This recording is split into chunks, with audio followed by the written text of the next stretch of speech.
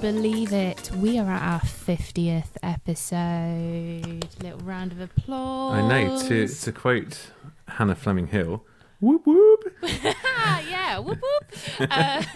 Yeah, can't believe we've... Oops, nearly knocked my drink over. That's how excited I am. It's a lot of episode, and like, I don't want to spoil the magic here, but we tend to record episodes as close together as possible, and then obviously put them out week by week in the series, and have a little bit of a gap. So even taking that into account, that's one episode every 2 weeks over the... I mean, it's more than that, because it's not even quite 2 years. At least at the point that we record, again, to spoil the magic.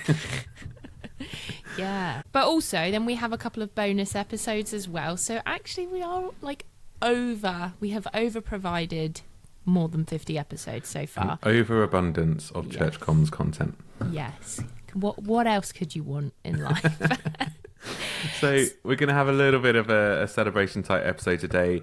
Is it self-indulgent? Absolutely. But you're going to have to indulge us. We are going to do 10 of our top Church Comms tips, and it will be quite a summary sort of episode. We might mention a few previous episodes that we've done, but hopefully it will be something that you can sort of dip in and out of, and find things that you might not have listened to that episode and go, actually, that'd be really good to delve a bit deeper on that. Yeah. Our 10 top tips are in no particular order, but we have just listed them out as we've been thinking through them. So, to start with, prioritisation. It's a good one to begin with. Yeah, it's quite fitting. Yeah, definitely. If you didn't know better, you might say that we'd planned this, but I don't think we're at this point in the podcast, I think the listener knows that's not true. It is tricky with... Not even church comms, just being involved in churches. We have limited resources. We have limited teams. For most of the churches that we are kind of thinking about connecting with, they are small teams, small churches. Yeah. And to be honest, after the pandemic, rapidly reducing in those sizes and resources. We do know firsthand what it's like to be in a small church where essentially the comms comes down... You can't even say to one person as a job, but very often one person as a volunteer position, or sort of within a number of other roles that they play within the church. So how can we do comms without going crazy and feeling overwhelmed and panicky? Yeah. The honest answer is just do less but better. You don't have to be on kind of our mantra that we keep going back to. Yeah, absolutely. And, you don't have to be on every platform, because the reality is it's not sustainable. It's not sustainable for me, and I do it as a job. So it's definitely not sustainable if you kind of don't know the ins and outs of it, and actually how best to make use of it. But find the tools and resources that work best for you.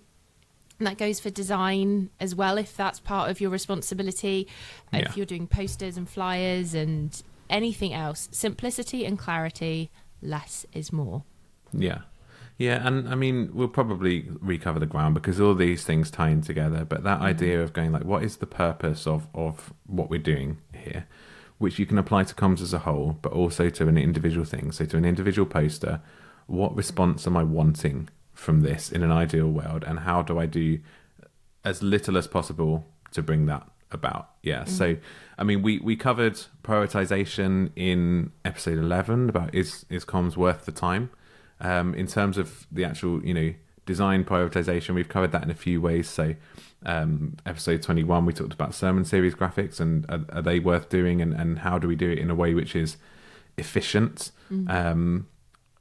Back in episode 9, we talked about posters and flyers design. That's one of my favourite episodes, talking about that. And then in a similar way, in episode 38, we talked about PowerPoints, because I think all of these are things that just the design alone can take up so much time.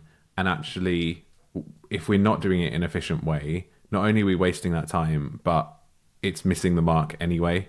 So it's all just about being on the same page with what we're trying to achieve, and then doing it in the most efficient way possible. Yeah. So do go back and listen to those episodes. Yeah, and so that kind of, again, these all link together. So linking into the second point of seeking excellence, and that's something that we thought about right at the beginning of this 5th series. So it's really central to the heart of what we do with the podcast. it's right there in the name if you dig far enough. It's about not getting trapped into the pursuit of perfection with that phrase, perfect is the enemy of good, but at the same time saying, how can we do the best possible? How can we seek to bring glory to God by doing the best we can, by using our resources in the best way possible and stewarding them? Whether that's by kind of thinking creatively about things and just doing things in a different way, whether that's just aiming for the highest quality or just by being organized. I mean, back in our episodes where we interviewed people about comms and vision, something that struck me is Oz talked about being a Nehemiah type leader, and actually not only is it a gift, but a discipline to be organized as something that, I don't know, maybe we can just see like organization and productivity as buzzwords that we can better ourselves, but it doesn't really matter. Whereas actually the way that he was phrasing it is, this is really a way that we can serve our people by being organized, by helping them, because life is busy. And so we want to present things in the best way possible so that people actually get to hear and know about what they want to know about. And that leads nicely on to point number 3 of have a plan, have processes and have policies. All the boring stuff. Yeah, it's not entirely the creative fun things that one does feel, well, I don't know, some people probably do feel fulfilled by them. It's the slightly heftier stuff that you have to do before you take the pictures and create the content, but it really does help to make sure that it all does get done. Yeah. And that if there is the opportunity for you to expand teams, whether that's get volunteers on board or whether actually that's just you're passing it on to someone, whatever is happening, that actually it helps to make the vision and the strategy of your church comms just that little bit easier to share on. Yeah, I mean, even if it's just yourself, just like formalizing it. Again, life is busy, we forget stuff, and we might go into a certain platform. I don't know, let's say that we're going to have a TikTok account. We've made that decision as a church. And the reason we're going to do it is very specifically that we want to target a certain group of people with a certain type of content. And yet over time, it just becomes another thing on our to-do list. And we kind of forget the why behind it. Again, that's back to the prioritization of why we're doing it. And so having it written down can really help us to just refocus. And also then when we come to revisit and reconsider things, we know what we're reconsidering. We're not having to figure that out again every time. So we talked about this in terms of like a comms plan and an overall strategy. That was something we covered very early in episode 5 and like a step-by-step guide of how to do that. And it includes branding. It includes the scheduling of when messages are going out. Again, it's just a case of writing all of this down, using the tools that best help you to stay organized. If you have... if you do lots of event photography, which you should be thinking about, again, that's something we might cover, then have policies for that. Who can take photos? What sorts of photos do you take? Just without creating loads of unnecessary paperwork, kind of formalizing the bullet points of things. Again, thinking about safeguarding with photos as well, knowing who we can and can't take photos of or how those photos are going to be used. It all comes down to that planning ahead and being proactive with things rather than everything being last minute and reactive. Yeah. So a couple of good episodes to listen to, as you already said, Joe. It's episode 5, Comms Plan Part 1, Where Do I Start? If you haven't looked at your comms plan at all, that's a good place to essentially we just do an introduction to it and make it easy in getting started.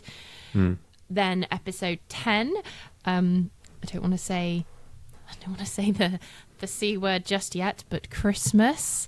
But not this Christmas, next Christmas. So actually thinking about what you do after and thinking about how you utilise that in your January comms. That was a fun episode, wasn't it? Because I think that was, that was episode 10. So that was right at the end of series 1. Yeah. So that went out literally just before Christmas, didn't it? Yeah. But we recorded it very... like midsummer or something, so it felt very weird. But the idea of, okay, you might have left it a little bit late for this Christmas, but here are things that you can do now that it's not too late for, and here are things to think about next year. Yeah. And yes, it's a Christmas episode, but if you excuse the jingle bells at the beginning, it can apply to at least a lot of the bigger church events throughout the year. Like you can definitely be applying that to like Easter and harvest and that sort of thing as well. Yeah, so that's a good one to listen to. Yeah. Episode 7, Don't Ignore Photography. And again, that's sort of thinking about certain elements of storage, but also safeguarding and just kind of how you go around making sure that people aren't uncomfortable with photography happening in the church. Yeah, but also making sure that we actually do take photos and that we've got them and we can use them and that we can show off what we do have at the church visually. Yeah. I mean, because obviously it's lovely to take a picture of the people, but also the building's really nice. Band events and, actually sharing what's going on. It's a variety and it's the sort of thing that you'll regret later if you don't have it. Yeah. And then we've got episode 13, Scheduling 101, going through a couple of the, I won't say most popular, but the most popular scheduling tools that you can use for social media. And again, that helps of just being a bit more prepared.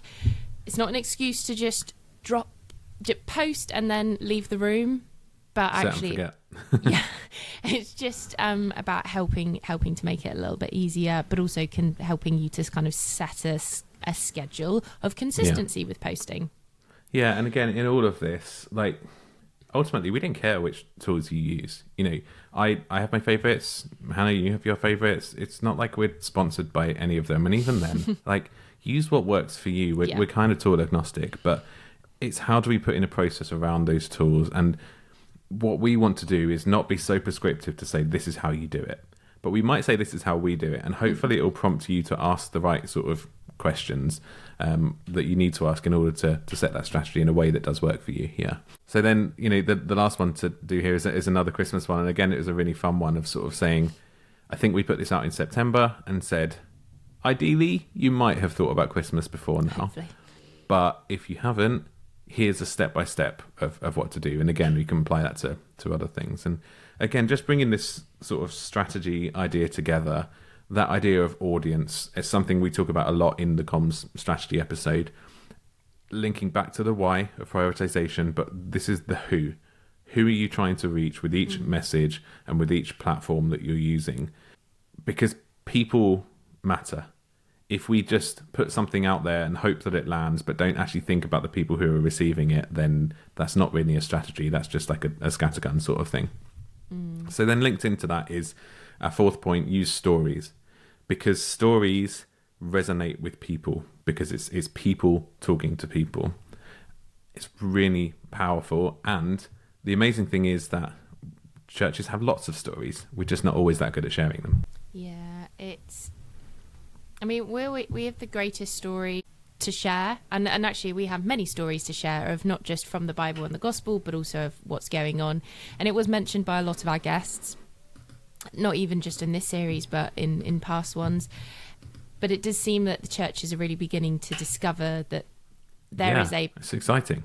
Yeah, but there's a power in authentically and almost vulnerably sharing our testimonies. I think people are more likely to, I don't want to say buy in, but people are more likely to listen to something like that than just it being, I say, some super polished, shiny, I should say theatrics, but I don't know, it just seeming if it's a bit too much TV-like, people want to hear the kind of the nitty-gritty and the realness of it. Yeah, I think people don't want to feel like they're being manipulated. No. Which isn't an excuse for us to not put in the thought of why and how we're doing something, but it doesn't always have to be so sort of overly produced. And it's funny sort of saying the church is discovering like the power of stories. I mean, how belittling could we be to all of church history? Yeah. I mean, Jesus told stories, and that's why we should, and churches throughout the years have told stories, but I think this renewed focus on that authentic storytelling and sharing of people's testimonies, not just in a formal up the front way, but in a kind of relaxed and honest and open way, because again that's what people are attracted to is openness. And it not just needing to be up the front on a Sunday service, but actually sharing it in different ways and different mediums and formats, doing it online but also offline, but maybe in a slightly different context of not just up the front, but maybe actually there is a time for a bit more kind of discussion and fellowship around sharing testimonies, but also then online, whether you do that through video or photography or just fully written. We should be looking to share more stories rather than just doing it once, very rarely at the front of church, and they have 5 minutes. They have 2 minutes to probably share something incredibly expansive and deep. And we talked about this in episode 40 with our episode on the power of storytelling, and really kind of do a bit of a deeper dive into that. Yeah. But, little self-plug, if you would like some direct help in knowing how to tell your stories and communicate creatively through social media, I'd love to help you out and would love to connect with you. So you can do so through visiting my website, fhdigital.co.uk. So we're going to take a little break here and be really indulgent. Often you would call it the honourable mentions. We got some honourable mentions of, first up, it's our favourite church comms moments. And inevitably, because of the explosion of digital that happened during COVID, a lot of these are going to be kind of from that time. So the first one is The Blessing, and how that song and recordings of that song just completely went viral, like way outside of church media, and it was just everywhere. And a real encouragement to have such deep and profound Christian doctrines just put into the public sphere, and seeing the heart and the benefit, like seeing the difference it made to people and the hope and encouragement that it gave people in what was a really difficult time, just shows the power of the gospel, even when people are in a culture and a society where we've always got our guards up to anything like that. Yeah. And I think what was really nice was there was a hoo-ha when churches like, we have to do services online, and people are going, well, how do we worship? I mean, there was some hilarious situations of trying to do, like, the delay worship, trying to do it on Zoom. And it, like The Blessing, and there was a couple others after it of sort of similar formats. It does take a bit more organisation to do, but actually people are like, oh, there is a way that we can worship. It feels collective. It feels gathered, just in a slightly different kind of presentation of sorts. Yeah. And as much as it took more organisation, still actually the separate parts that went into it were quite raw, and you had people filming stuff on their phones at home because that's what you're going to do. And some people had a bit nice lights and cameras and stuff, but it didn't matter.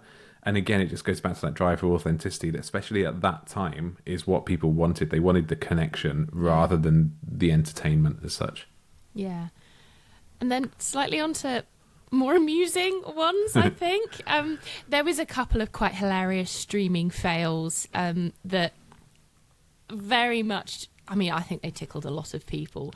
The first one, I don't want to name and shame, but I will say he was a Plymouth minister who set himself on fire during, I think he was doing communion, and I knew him, and it was quite funny seeing him afterwards because it has sort of been shared around a little bit. Then it got shared around a lot more. Then for some reason it went to like Japanese news or something. Oh, really? I didn't know that. And they were Church of England, and I think the diocese had quite a, I'd say fun time, but it was sort of quite fun being like, look, we can have fun. Because the funny thing was, so he moved his arm over a flame, carried on with doing something, he goes, oh, I'm on fire, and was just totally chill about it. And it was just, it was the funniest thing, because he didn't panic, and it was just very sweet. We were all panicking all the time anyway, so I think on some level we just had to like go with it and own it, and he's just like epitomised that in that, I'm on fire, cool, everything's on fire, let's keep going and worship God.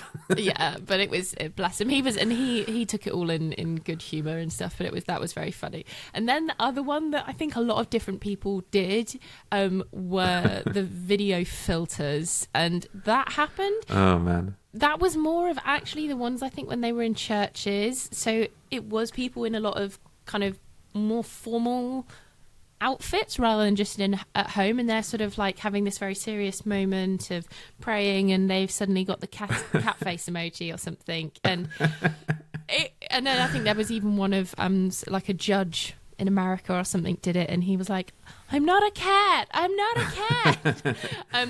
But I think the thing was, businesses and like non-church people are by no means immune from do this. it either. And, No. When Apple introduced the webcam reactions with like a thumbs up or something, and then I remember a clip of a therapist like in a session really deep, and then suddenly all these fireworks started behind her and like confetti and stuff.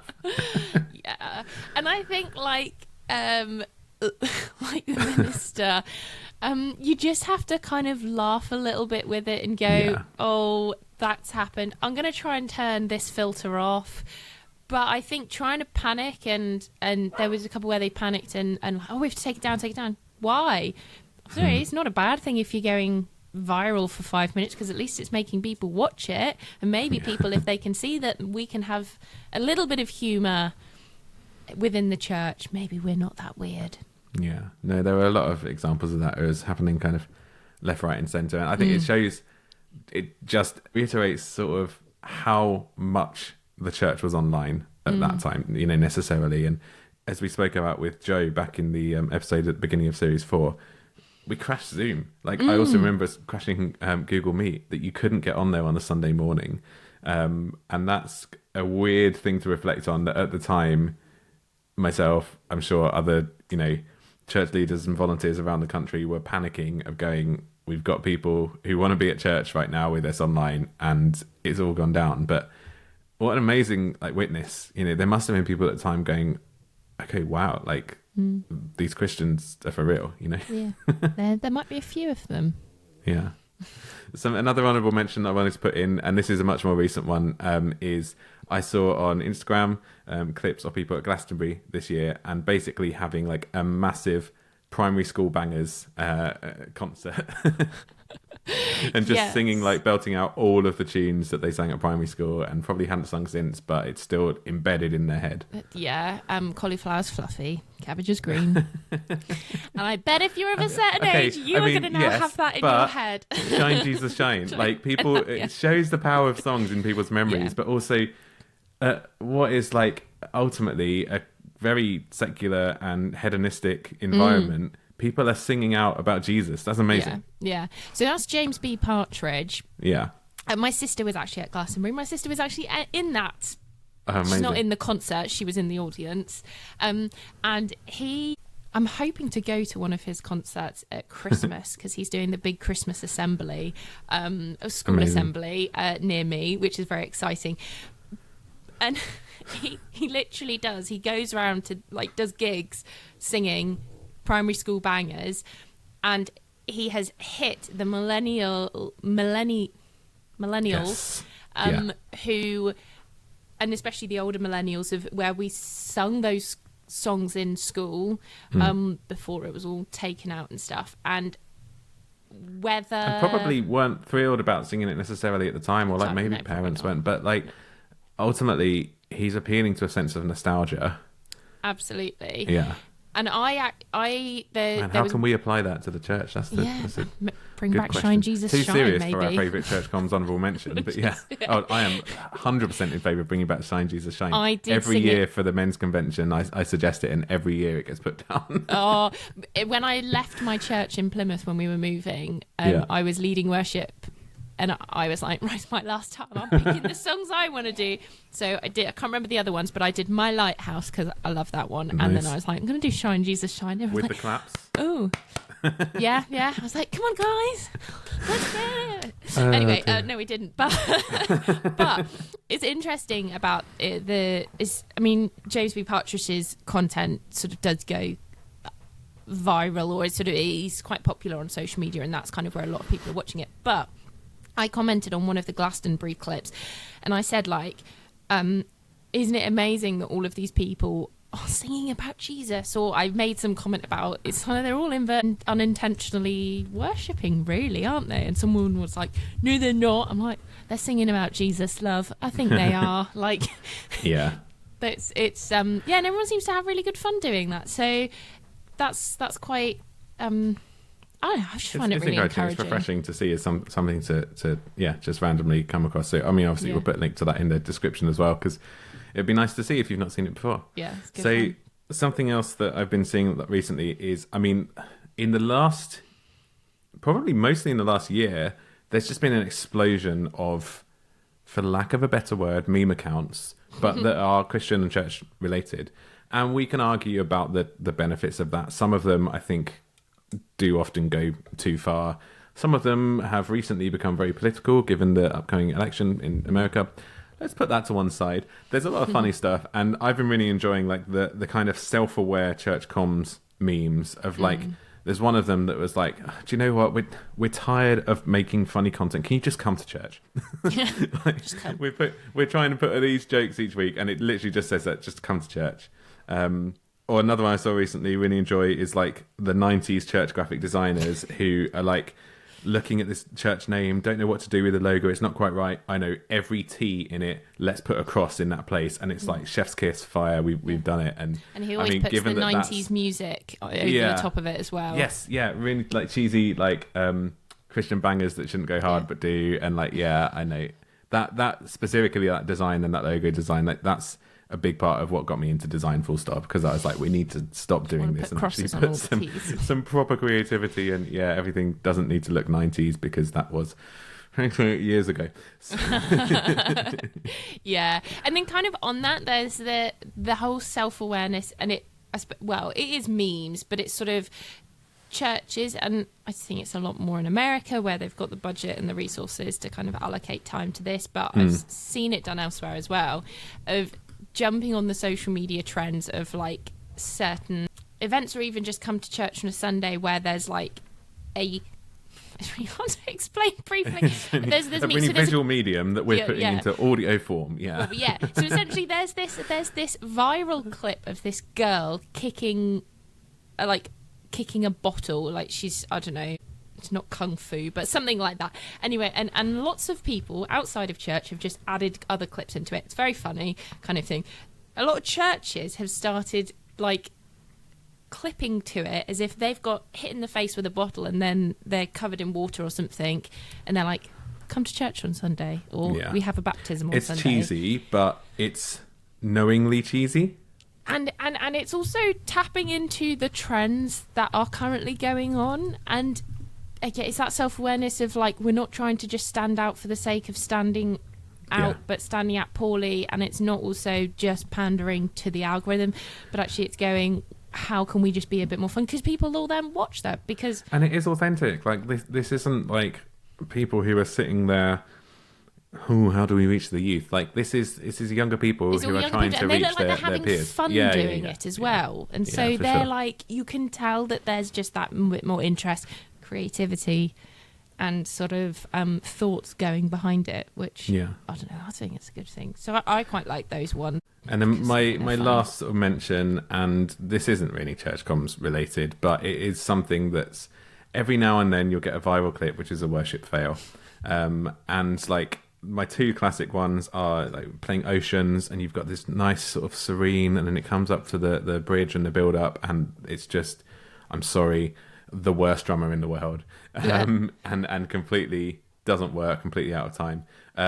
And then the absolute classic, which is when Martin Smith is leading and a really quiet moment of prayer, and then the keyboard behind him just starts playing like one of the preset beats, and it's amazing. So again, all of these things, we'll put links to them in the description. If you have 5 minutes to waste, then you can go and check those out.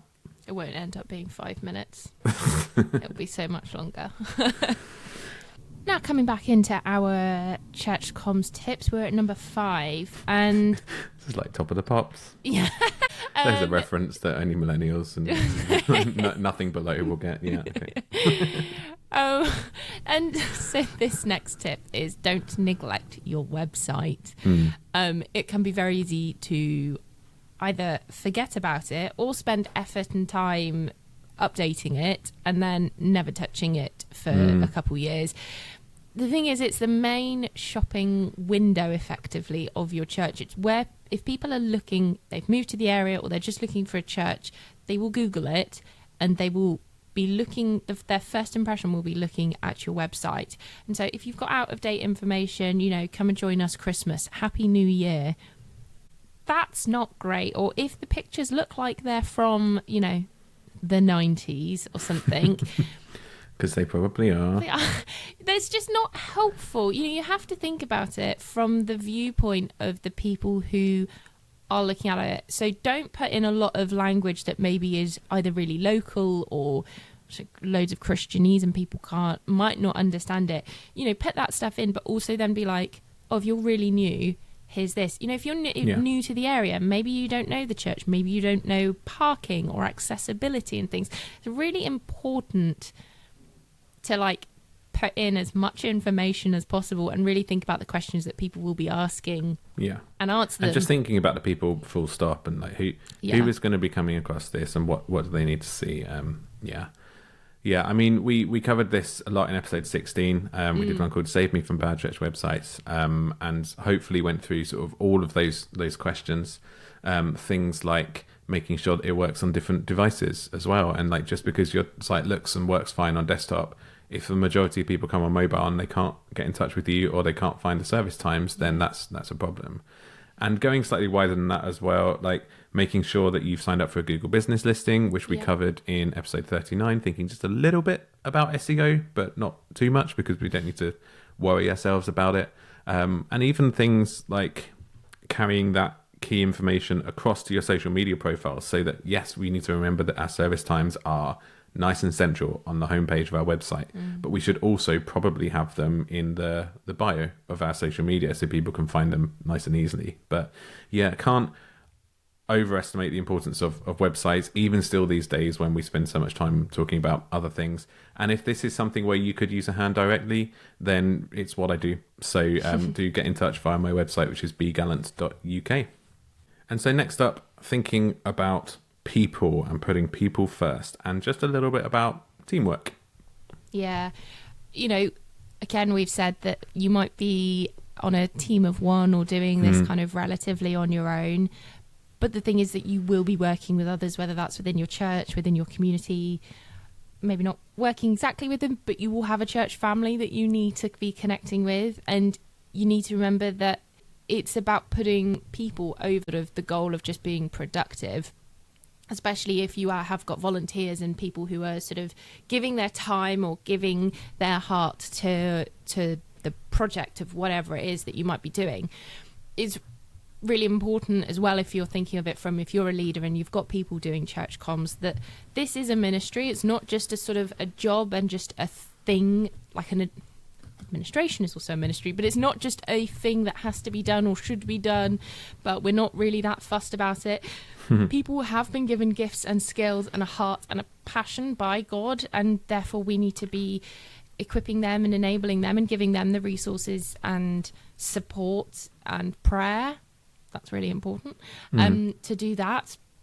And it kind of it links into as well of the element of excellence rather than just perfection, of actually helping people to do what God has called them to do, rather than just we want the best social media because we want to be the best. So episodes to have a listen to is episode 20, Look After Your Communicators, and that's thinking both about yourself, people if you've got a team, but also if you have people, if you're a church leader and you've got people doing comms. So do have a listen to that one.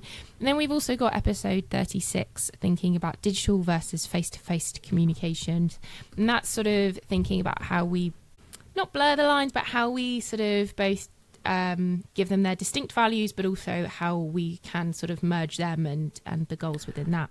Yeah, and I think just thinking as well in that episode about that one-to-one communication and that more casual communication, which we don't often think about, the internal communication between sort of members and ministry groups. And that leads us nicely onto our next point, which is that comms is bigger than you think. Our job as communicators, yes, we've got to do the website and we've got to do the social media because those things need to be done. Or do they? Question. But our job is to think about the things that other people don't think about. Yeah. We talked in episode 34 about seeing your church through the eyes of a newcomer and thinking about the experience from the parking in the car park through to walking through the entrance and finding the toilets and all of those things. That the reality is probably no one else in your church is thinking about those. And so why not consider that as part of your comm strategy, because it is communicating to people, even if it's non-verbal, even if it's like just a really subtle subconscious thing. Making things easy for people and enhancing that visitor experience, not to water down the gospel or anything like that, but yeah, just making it easy for people. And yeah, again, that idea of internal comms, and whether that's through WhatsApp or the website, again, in bigger churches, it's more likely that your internal comms will take a little bit more priority on the website, because you are doing more, and so you have to communicate more that you wouldn't in a smaller church. But yeah, like newsletters, we talked about that. We had a whole episode on newsletters and how that links into blogging. It's something we talked about with Lydia, and just that strategy of keeping everyone on the same page. I think we are so keen to say communications is about reaching people with the gospel, but it's not only that. In the same way that church isn't only preaching, it's also about discipleship and building people up. And so thinking about all of these different areas of comms and how it all fits together, because as I say, if you're not thinking about it as the comms person, the chances are that no one else is. Yeah. Now time for an interruption of a bonus section within our bonus episode. We're going to cover a few of our favourite gourds and pomegranates moments, because again, looking back at 50 episodes, there are a few highlights that are particularly worth mentioning, I think.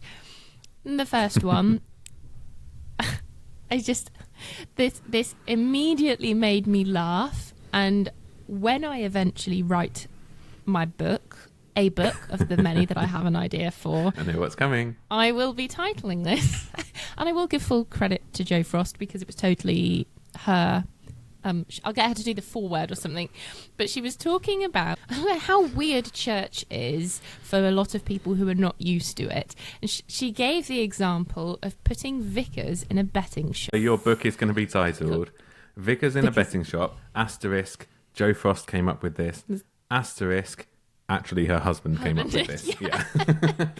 But it's a brilliant way, as weird as that idea was. I mean, I also think it's a it really good concept. Should be like a documentary of like putting vicars in weird places, like kind of what's it called, wife swap, but you just put vicars loose in a place. Vicar swap, yeah. I just think it's a brilliant way of thinking of how weird that would be to see, is how weird people who are not used to church and not church comms, but just our language and the way that we communicate. A lot of the things that we do, it's weird if you're not used to it, and often we forget that. And I just think that it cuts right to the heart of the sort of view that we want church communicators to take, of saying, this might be the environment someone's in when they're receiving your message, so what does your message sound like to them? And it's trying to be in their shoes, and and it's just brilliant. So once I've done the 101 other things that I need to do, I will somehow come up with a book to reflect the title. But actually, the whole of that episode 31 and 32, we did have to separate them because it was quite along with all of the interviews that we were doing. There was some really fantastic insights, and I think one of the real takeaways was just that people were saying these kind of off the cuff comments, and they were saying them like not intentionally exactly, but we're just going, hang on a second, sorry, can we just come back to that? That's such a fantastic thing. It was Glenn saying about narrowcasting, and I felt a bit ashamed of myself, because I'm like, I always talk about broadcasting and how it's about communication, and we should be talking with how we are online and stuff, because it's not broadcast, it's narrowcast. Oh my gosh. And I felt really ashamed of myself. It was a really apt way of summarising how people are communicating today, not exclusively, but the trends that sees people just communicating one-on-one, and a really helpful phrase of summing it up. And stuff like that, like you say, whether it's off the cuff or really considered, it helps us to remember and kind of embed that into our own thinking and our own reasons for doing it. And there's been lots of times since when I've thought, that's a really helpful concept, and how can I apply that in what I'm trying to get out there? Yeah, and I think that's the thing with when we say like church comms, it's not just I just post a couple pretty pictures on Facebook and like that's it. Actually, you need to think about how you're broadcasting, how you're publicly doing something, but also how we're equipping people to narrowcast of like, that one-to-one. When we've talked about other bits of door knocking or talking to people directly or welcoming newcomers, it's about like, actually, are we equipping everyone within the church to do that? How, again, do we have these policies and procedures in place to best equip people to most effectively communicate? So up 2 places, and in at number 3, we have got the case study, which we did in episode 18. I really enjoyed that. Just the willingness of Danny and my good friend Matt to have their arms twisted and come on the podcast. And just the openness. They were happy to be examined and say, this is all the stuff we're doing. What do you think? Not only do I think it's really helpful for everyone else to see that, but seeing them actually put stuff into practice and just be a really good example. I've loved seeing that since the episode. So that was a really fun one to do. And hopefully we can do more of them. And then a more recent episode, 44, where we talked about church comms and vision and the relationship between the two. And again, we didn't split this one into 2, but given that it eventually came in at an hour and 45 minutes, maybe we should have done. I think the concession that we made is the subtitle of 3 short interviews. We put the short into quotes. But I loved the insights that we were getting from that. Like 3 very different churches, getting loads of different viewpoints, with Josh with that like inner city church, Oz with that medium church in Canterbury with like a plant, and then the slightly bigger church in Bournemouth and Peter. And just, there's so much there. I'm not going to dig into any specifics, but there's so much in that episode. That's one to definitely go back to again and again. No, it's nice to hear from. For me, that was just hearing the different. You say kind of UK churches, and you have one image, but actually that's with 3, very different. And hearing their thoughts and actually their pride's probably the wrong word, but their trust in what they're doing is right for the people definitely. that they're trying to reach. And I mean, 2 out of the 3 of those, in agreeing to do the podcast, said like, we don't really do very well with this. Like, we want to be better. And they came on, and we're like, you're doing so well already. Just really encouraging to see what other people are doing. And then final honourable Gordon Pomegranate's mention, again, it's a sublime to the silly. You have no idea how stupid I felt after having all these profound chats with like Krish Kandaya to then go, gourd or pomegranate? Actually, we started with that, so it's not even we'd had the profound conversations first. Oh man, I just felt it did set a precedent to the types of questions we were going to be asking. So our icebreakers, I don't know, I think they're quite funny, and there's the point of them is they are icebreakers. Like, that's not the only things we're asking. Organised fun, yes. Gets people comfortable. But it was quite, I think they're funny, and I think it's like, people go like, oh, it's such a weird thing to ask a biscuit, but actually it's such an important thing in churches, tea and biscuits. Don't pretend that's why we asked. It's got nothing to do with church. Who had the best and the worst biscuit? Okay, so I'm gonna name and shame. Unfortunately, I loved everything Laura said. But she picked a Garibaldi biscuit. Which that's Laura Trenier, everyone. I'm not going to lie. I wasn't so entirely... Garibaldi's. When a biscuit has a subtitle of squashed fly. That's not good. Yeah. That's not good. No, but, sorry about that, Laura. But whatever makes you happy, that's fine. That's more of the chocolate hobnobs, because I said that one, and there was a lot of people saying chocolate hobnobs. So more of them for us going round, so that's nice. But I think we also do have to give it a special nod and a round of applause to Liz of saying the Fox's chocolatey one, because that is quite a good one. I'd forgotten about that. It's verging on a dessert rather than a biscuit. But also they're never there. Chocolate hobnob. I think, did we both choose chocolate hobnob for ours? I can't remember. I know I did. I picked chocolate hobnob for mine. But the Fox's chocolatey one, that's a sublime choice right there. But I don't think you ever get them actually in churches. They never get put out. That. No. So to give the final honourable mention, or honestly whatever is the opposite of an honourable mention. Dishonourable dishonourable discharge. Ben Elliot doesn't like biscuits. He tried to get around it by saying he likes chocolate, but that's not the format. Stick with the format, Ben. Sorry, deleting your podcast from the record. And then the stat that we've all been waiting for. We ask everyone, gourd or pomegranate. And we've had 12 pomegranates and 6 gourds. And I don't think it will surprise anyone that the pomegranates are more popular, not least because no one's heard of a gourd. But there were more gourds than we remembered, actually. Yeah. The first few of our guests... We're shocked every time someone says it. And actually, like a third of people have said it. Yeah, so that's not... I mean... There's not bad statistics. At least it's not 1 to like. The gourds are 18. coming up in the world, and our first guest was Ben Schleien, and he chose a gourd, and actually Laura was our second guest, and she also chose a gourd, but then she also chose a Garibaldi or a Garagordi. There we go. So we'll get that printed on t-shirts and. Yeah, sure. And hopefully in the next 50 episodes we'll have another lot of our favourite moments. Yeah. So coming in towards the end of the list now of our top 10, and we want to say think outside of the box. You don't need to do what every other church out there is doing. Just take the pressure off of yourself. Like, it's not about being a big flashy church and trying to imitate everything.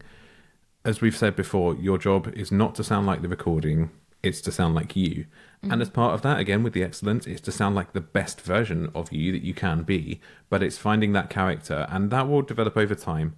But I think, just build your confidence, stay up to date with things, think about how communications trends are shifting, but don't overstress it. Like, it's okay to try something new. And honestly, it's okay if it doesn't go that well, because you've learned a lesson and you won't do it again.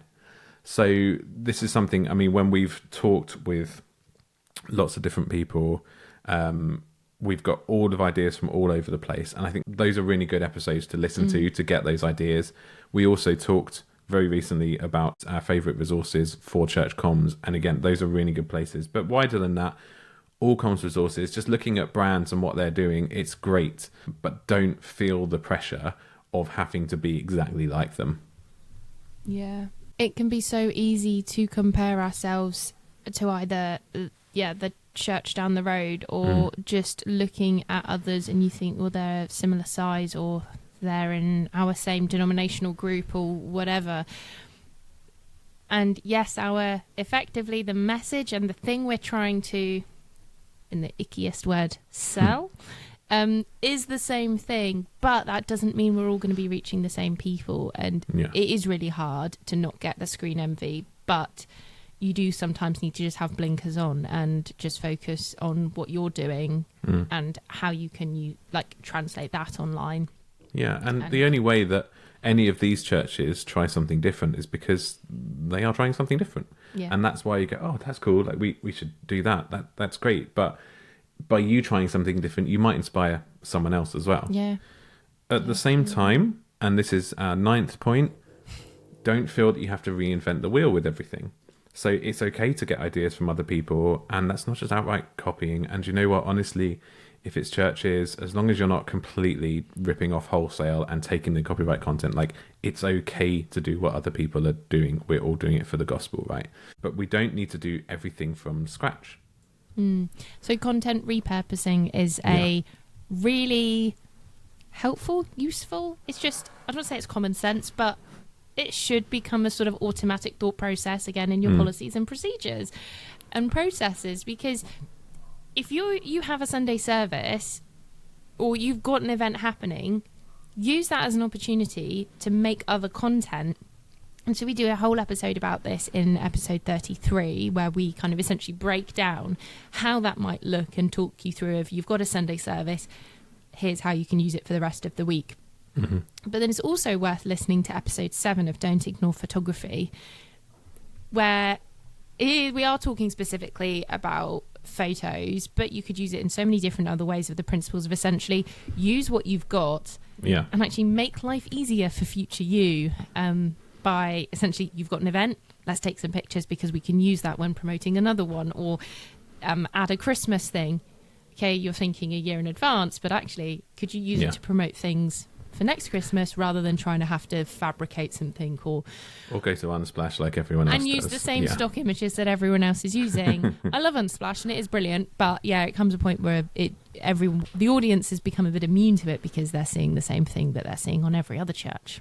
Yeah, and this is particularly the case with video because it does require a lot of extra effort, but then at the same time can be really effective. So as much as we would love to say churches should be putting more budget into video and doing stuff better, and comms in general, like comms doesn't get much budget generally, at the same time that's not always reality. And so trying to do things in the most efficient way as possible, especially with video, doing it in a way that doesn't take so much time and doesn't cost the earth. So we cover a lot of that in episode 37. Do we have to use video? We also cover some tools that are around that and around editing in episode 15. And then kind of slight left field to that, but should we still be live streaming? What does that look like? How can we do that in a way that is efficient? If we're going to do it, how do we do it so that it actually meets its goal? So for our final point, and in a way, I think this, I don't want to say it's the most important, but I think it's always a poignant one to end on, because we can talk about all of the technical stuff. We can talk about all of the resources and all of the ideas and all of the fun stuff and the creativity. But at the end of the day, you need to remember why you're doing this. Or if you're a church leader, why you need to be making space for this within your church team. Yeah. It is missional. Yeah. And we really do need to keep that in our in the forefront when we're talking about it, when we're thinking about what's missing within our church or where people have got some giftings that they might be able to fit in with that. It is so important within a church. And at the end of the day as well, and at the beginning of the day, and when you're starting, cover it all in prayer, because to be honest, you know, we can do whatever we want and we can try and make something viral and copy the formula and it can just fall flat, or we can do something very I don't want to say irrelevant, but almost irreverent, of it just being a silly thing, and actually it goes viral because for some reason it connects with people, and that something is God, and he can use what we're doing, but actually we do need to be doing something. So it is really important to, when you're starting and when you're finishing, as we do very often with our episodes, is to pray and bring it all up to the Lord. Yeah, and that might be praying by yourself, it should be, but it might also be praying as a group and as a team, or with other people. If you don't have a team, you know, bring other people in. Find communities. As we talk about, there's 3 quite big communities that we mentioned on the resources episode, but there's plenty of other ones. Talk and pray together with your comms peers, and listen. You know, if something doesn't feel right, don't do it, even if other churches have. So we want to pray for you guys as communicators, as church leaders, as we finish. We've got a few thank yous to do, but let's just pray for you. Lord God, I pray a blessing over all of those who are giving time to serve you in all areas of church life, but especially in the comms roles that we think about here. Lord, I pray that you would help your people to be wise with their time and resources, creative in their outreach, and sensitive to the people that they want to reach. Give them eyes to see those people and bring a return on what they're putting out there. Amen. Amen. Amen. So we want to say a massive thank you to all of our guests over all the series. We've got too many to list here. But if you do go to our website on gppodcast.uk, you can filter to just see all the guest episodes. And I want to say a personal thank you to Martin Wiskin voiceover for his help since series 1. That's all right, mate. He's been a lot of help. He's here. But a massive, huge, biggest thank you to you as the listener. You know, whether you've reached out to us on social media or email, whether you've donated through our Buy Me a Coffee, thank you so much for that. Whether you've shared an episode with a friend, or if you just subscribe and listen to us every week, thank you so much for being on this journey with us. Hopefully you can excuse our indulgence in our 50th episode celebration, but we'll be back for series 6 in the near future. Thank you for being with us, and we will see you soon.